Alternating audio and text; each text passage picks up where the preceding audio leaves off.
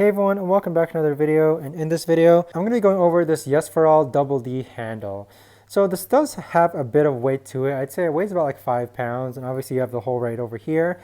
I'm really happy with the knurling that is on this. Okay, so I do this for seated rows, and I also do close grip lat pull downs with this as well, just to hit my upper back and lats.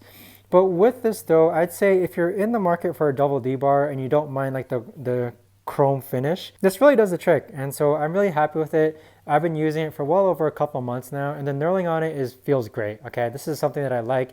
It's not too rigid to the point where it's annoying, nor is it like super minor where it feels completely smooth.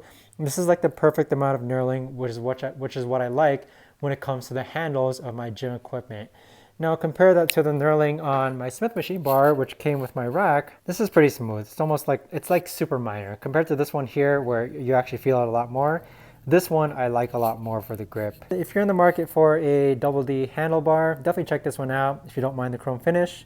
Thanks so much for watching everyone, and I'll see you guys all in the next video.